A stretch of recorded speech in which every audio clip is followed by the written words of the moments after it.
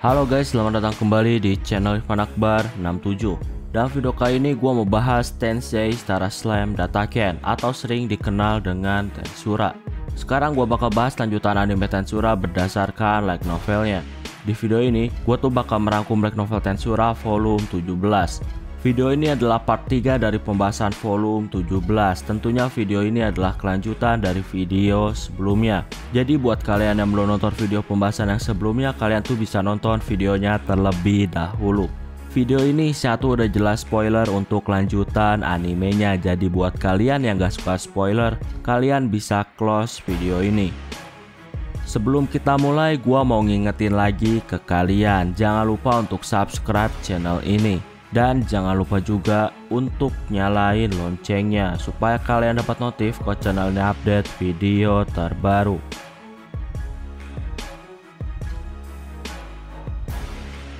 Para Phantom tuh saat ini sangat ketakutan karena tiba-tiba datang Felgreen. Felgreen di sini ngajuin proposal bahwa para Phantom tuh harus segera mundur dari dunia ini. Felgreen bakal memaafkan mereka kalau mereka tuh sekarang pergi.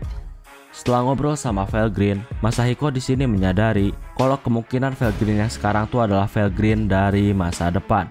Kalau Felgreen yang di masa sekarang, harusnya dia tuh nggak tahu tentang rencana Fairway terhadap Rudra. Tapi Felgreen yang sekarang tuh udah tahu rencana Fairway. Setelah dipikirkan, Masahiko di sini mutusin untuk gak mundur dan dia tuh lanjutin invasinya. Di sini Felgreen tuh hanya tertawa karena kebodohan para Phantom. Felgreen pun dalam sekejap membawa pasukan manusia yang udah siap bertempur. Gak lama tiba-tiba muncul banyak prajurit manusia. Para Phantom tuh kaget karena tanpa portal langsung muncul manusia. Di sini, Gensai memanggil Masahiko untuk kembali ke dirinya dan gak kalah oleh kendali dari Phantom. Para Phantom yang memiliki ketakutan sama Felgreen tentunya membuat mereka tuh ciut dan takut. Dan saat ini Masahiko tuh lagi mencoba untuk mengambil alih kembali tubuhnya. Saat ini, walaupun Li Jinglong tuh udah dikendalin sama Phantom, tapi dia tuh masih belum lupa ambisinya, yaitu ngalahin Xianhua. Dia tuh sekarang menantang Xianhua. Saat ini, adu tinju yang dibalut sama sihir pun dimulai. Keduanya bertarung tinju dengan sangat cepat, tapi Xianhua di sini mampu mendaratkan pukulan yang kuat ke arah Li Jinglong. Saat ini, Billy tuh berhadapan sama David. Billy di sini langsung nembakin peluru dari pistol yang udah di-upgrade sama Felgreen. Ketika tertembak jantungnya, David ini gak menyangka kalau ternyata ada orang lain selain Felgreen yang bisa mengancam nyawanya. Saat ini, Phantom Delia lagi menghadapi 6 orang prajurit. Delia tuh saat ini kerepotan karena harus berhadapan sama 6 orang. Saat ini, Phantom Pulcinella, dia tuh mengawasi apa yang telah terjadi. Pulcinella ini punya rencana untuk menghancurkan gerbang menuju dunia bawah tanah. Pulcinella juga mau mengalahkan Masahiko supaya dia tuh bisa jadi raja di dunia ini. Saat ini, Xianhua dan Li Jinglong masih saling adu tinju. Li di sini masih terus berjuang untuk melampaui Xianhua. Di sini diketahui juga kalau kekuatan Xianhua adalah kekuatan yang diturunkan dari pendahulu-pendahulunya. Jadi mustahil bagi Li untuk ngalahin Xianhua. Li di sini marah karena diremehkan. Ketika mereka berdua saling adu tinju lagi, tiba-tiba datanglah Pulcinella yang menusuk hati Xianhua dari belakang, dan dia memakan hati Xianhua untuk dapetin kekuatan Xianhua. Li di sini marah karena pertarungannya tuh diganggu. Pulcinella di sini langsung menghancurkan kaki Li. Ketika mau memukul kepala Li, tiba-tiba datanglah Felgreen. Felgreen di sini langsung nyembuhin Xianhua. Xianhua tuh adalah orang yang meneruskan tekad dari Long, makanya Felgreen tuh gak bisa biarin Xianhua mati. Saat ini Xianhua pun sembuh total. Nah, karena beberapa kekuatan Xianhua udah diambil musuh, maka Felgreen tuh ngasih dragon energinya kepada Xianhua. Xianhua pun saat ini menjadi seorang sage. Pulcinella di sini tuh dia tuh nggak tahu siapa Felgreen, dan karena dia bertekad menjadi raja, dia pun lanjutin rencananya.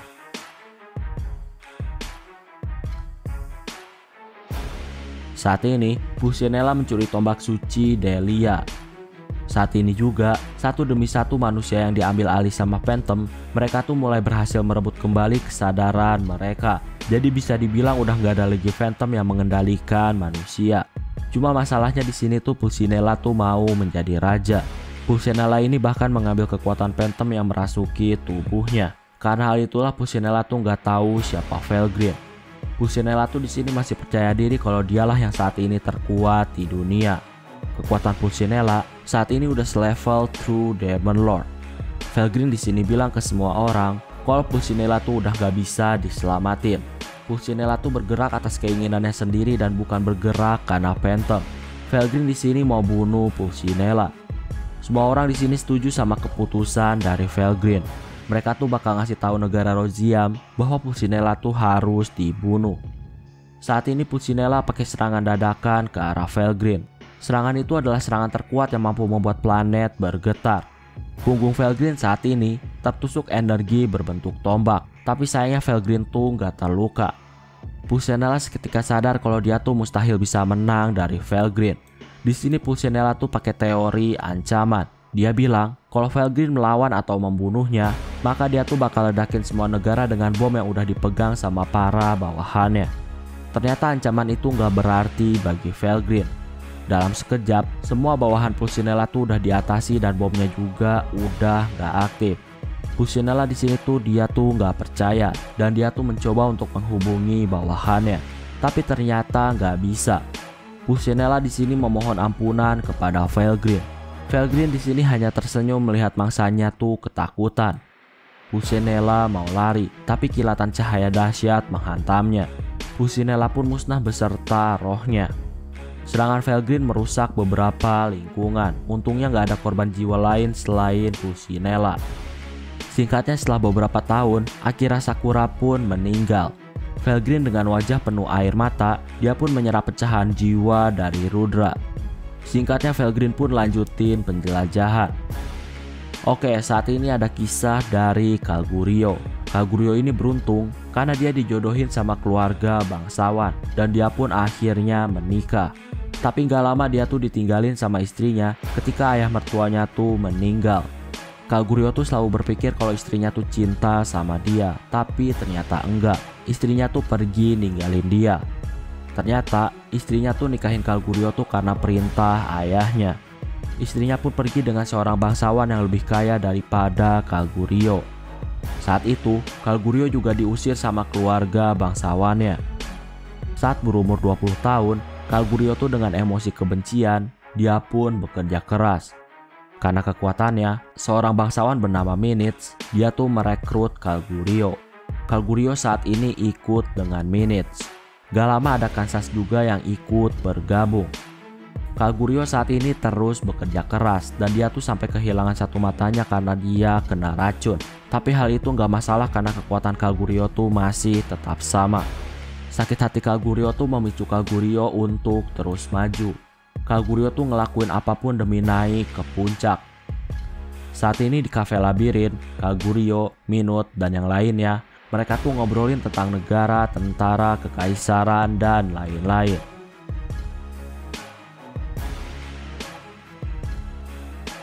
Percakapan Kalgurio dan yang lainnya tuh masih berlanjut. Di sini diketahui juga kalau Krishna tuh udah menganggap Rimuru sebagai dewa. Krishna bakal ngelakuin apapun demi pengabdiannya kepada dewa. Tapi intinya, percakapan Kalgurio dan yang lainnya, percakapannya lebih ke arah membahas rencana untuk membangun kekaisaran yang baru yang bakal dipimpin sama Masayuki. Singkatnya, Kalgurio dan yang lainnya tuh pulang ke kekaisaran. Tujuannya untuk membangun kekaisaran. Rimuru juga nurunin Testarossa untuk membantu jelasin ke rakyat kekaisaran. Rakyat kekaisaran dikasih tahu kalau Rudra udah mati dan sekarang bakal diganti sama Masayuki yang tentunya udah disetujui sama Felgreen supaya rakyat juga setuju. Setelah rakyat dikasih tahu detail bahwa Masayuki adalah pahlawan terpilih, rakyat kekaisaran tuh di sini mulai memuji dan memuja Masayuki. Singkatnya Kekaisaran Timur dibangun ulang. Testarossa banyak membantu dalam hal membantu ulang kekaisaran.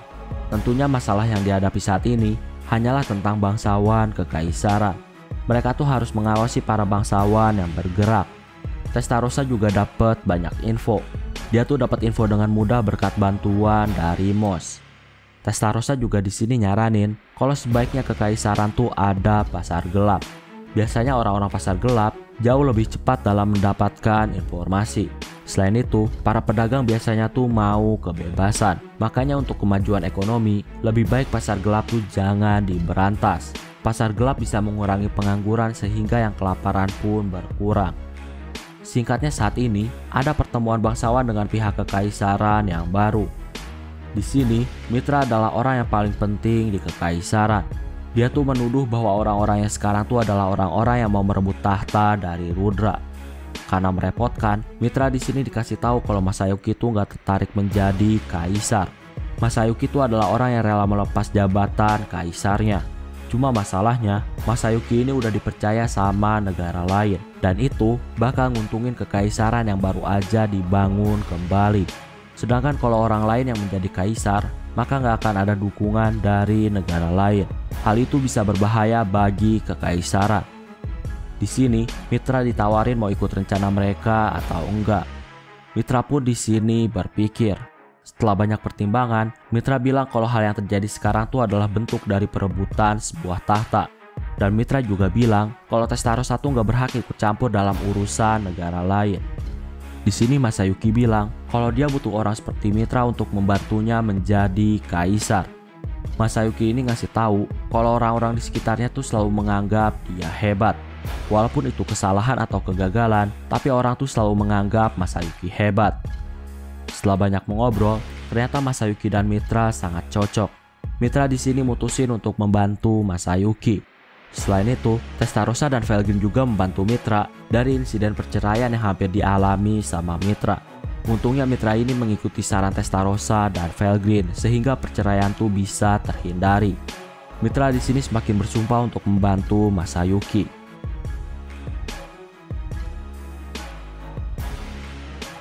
Saat ini Kagurio, dia tuh dapat laporan tentang kejahatan-kejahatan Balduf yang dulu merebut istrinya. Kagurio tuh di sini langsung bergerak dan dia tuh langsung menangkap Balduf atas kejahatan yang udah dia lakuin. Saat ini Kagurio tuh mendatangi rumah mantan istrinya. Ketika melihat rumah, Kagurio ngerasa nostalgia karena dia tuh cukup lama tinggal di rumah mantan istrinya. Gak lama mantan istrinya yaitu Mamiya, dia tuh menemui Kagurio. Kagurio di sini melihat kalau Mamiya tuh jadi kurus dan tanpa make up. Kagurio curiga kalau Mamiya tuh udah gak punya uang untuk beli make up. Mamiya juga di sini ngobrol sama Kagurio pakai penghormatan. Mamiya tahu kalau Kagurio tuh bakal menghukumnya karena pernah berkhianat di masa lalu. Kagurio bilang kalau cinta dia ke Mamiya tuh sangat tulus. Bahkan sampai sekarang pun cinta Kagurio itu masih ada. Mamiya di sini menangis. Mamiya bilang kalau dia adalah wanita yang paling bodoh yang lebih buruk dari anjing. Mamiya udah ngelakuin dosa besar yang gak bisa dimaafin, yaitu mengkhianati cinta Kagurio. Kagurio bilang kalau Mamiya gak sepenuhnya salah.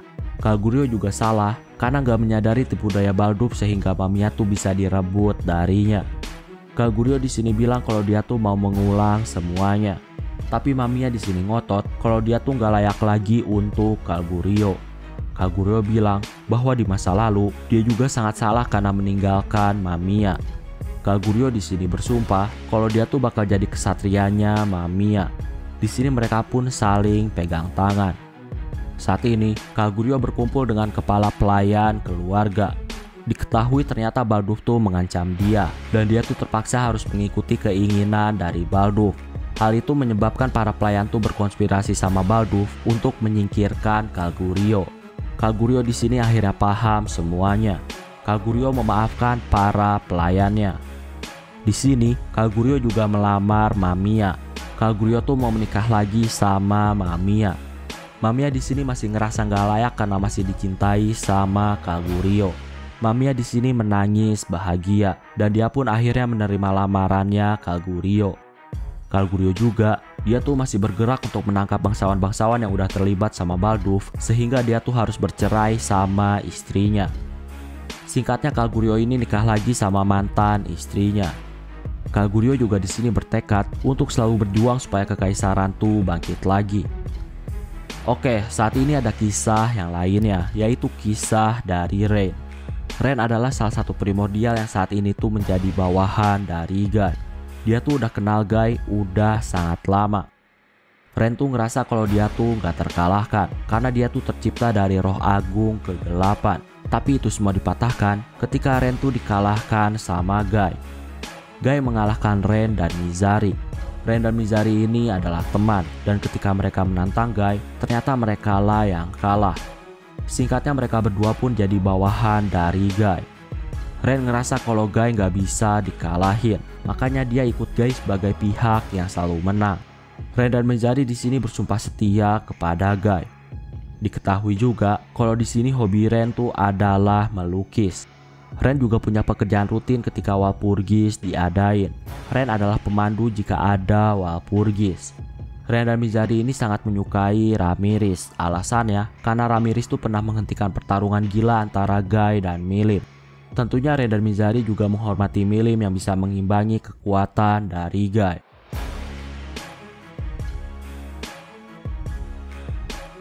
Ren mengamati ketiga Demon Lord generasi yang pertama, yaitu Guy, Milim, dan Ramirez. Singkatnya organisasi Demon Lord tuh menjadi semakin berkembang, mulai dari munculnya Dagrul, Ruminas, dan Dino. Mereka semua tuh adalah anggota organisasi Demon Lord. Saat ini ada Walpurgis yang pertemukan ke-6 Demon Lord. Ren dan Mizari tentunya sebagai pelayan, mereka tuh melakukan banyak hal untuk mensukseskan acara Walpurgis. Singkatnya ternyata 6 orang di organisasi itu nggak cukup. Perekrutan pun dimulai lagi. Tapi di saat yang sama, Luminas tuh mengundurkan diri dari organisasi. Sebagai gantinya, Roy Valentine yang bakal menggantikan Luminas di organisasi Demon Lord. Organisasi Demon Lord di sini menerima keputusan dari Luminas. Saat ini, Kazarim yang memiliki bibit Demon Lord, dia pun masuk dan diterima di dalam organisasi Demon Lord. Singkatnya organisasi semakin dikenal dan semakin membesar. Sejak saat itu banyak orang-orang yang keluar masuk dari organisasi. Singkatnya sampailah pada zamannya Rimuru. Rimuru pertama kali nunjukin diri di hadapan para Demon Lord ketika Walpurgis yang diadain sama Clayman. Clayman tuh mengundang Rimuru dan disetujui oleh para Demon Lord.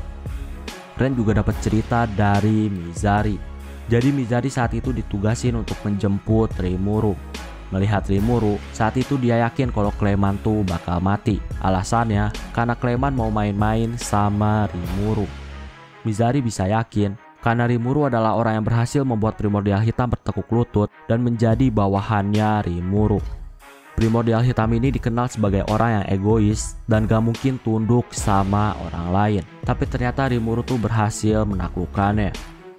Singkatnya, saat ini Ren tuh heran karena dia tuh harus bertarung melawan Diablo. Ren ini gak ngerti kenapa gadis baik seperti dia harus mengalami nasib bertarung melawan Diablo. Tapi walaupun gitu, bagi Ren hal itu adalah kesempatan. Ren tuh benci Diablo karena Diablo di masa lalu dia tuh gak tertarik evolusi. Saat itu Diablo tuh udah ngerasa cukup dengan kekuatannya sebagai Archdemon. Bagi Ren, Diablo tuh punya kekuatan dan kesempatan untuk menjadi lebih kuat lagi. Tapi Diablo tuh gak tertarik sama hal itu. Makanya Ren tuh sangat marah dengan keputusan Diablo di masa lalu. Saat ini adalah pertarungan Ren dan Diablo untuk pertama kalinya di dunia setelah mereka tuh dikasih nama. Ren di sini bilang kalau namanya tuh lebih agung karena dikasih sama Guy. Ren juga di sini mengejek Diablo yang dikasih nama sama anjing kampungan yang gak jelas.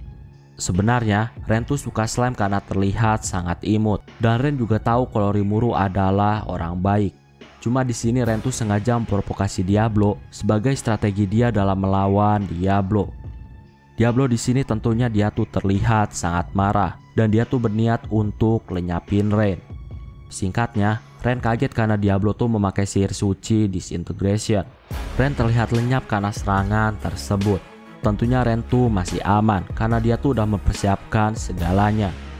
Ren dan Diablo mereka tuh ngobrol lagi. Ren agak kesal karena Diablo tuh selalu ceritain tentang Rimuru. Dan Diablo tuh selalu memasang wajah bangga dan bahagia ketika dia tuh cerita tentang Rimuru.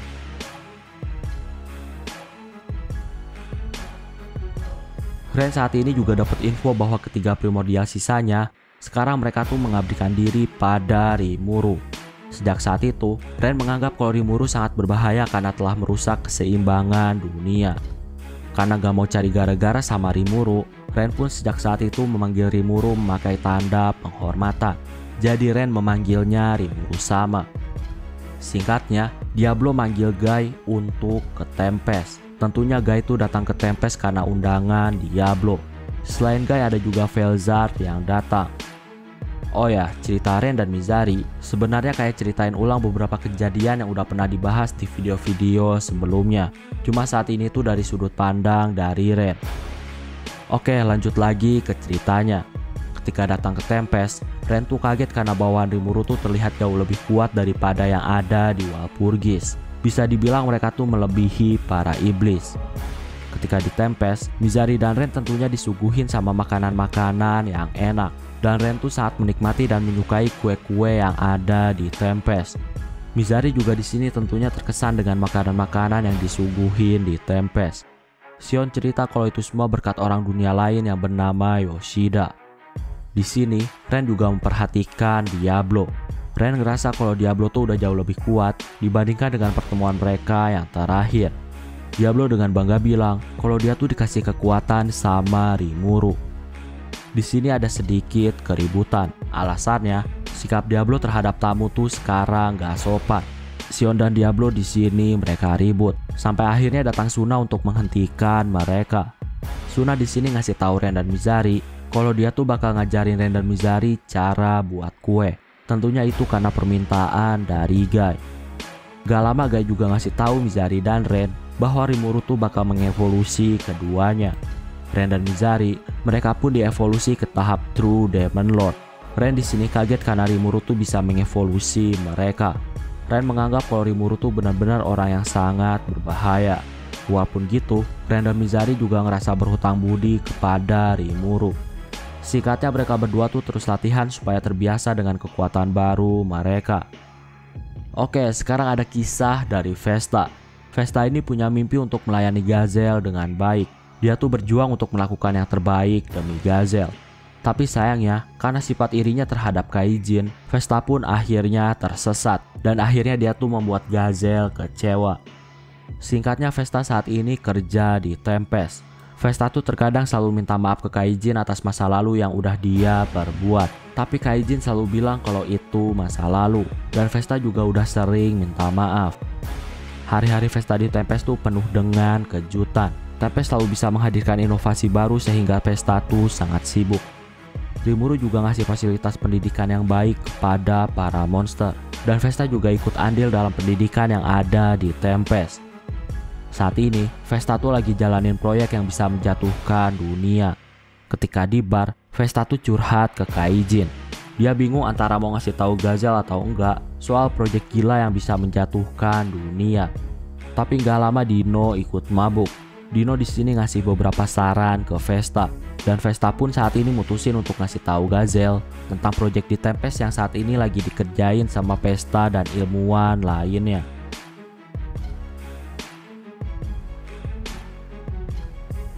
Oke, jadi itulah untuk pembahasan video kali ini. Jadi di sini gua tuh cuma merangkum cerita. Kalau kalian mau lebih detail, kalian tuh bisa baca novelnya sendiri. Oke, kayaknya cukup untuk video pembahasan kali ini. Terima kasih karena udah nonton video ini sampai habis. Jangan lupa untuk subscribe, like, dan yang paling penting adalah jangan lupa untuk share video ini ke teman-teman kalian. Sampai bertemu kembali di video-video selanjutnya. Terima kasih.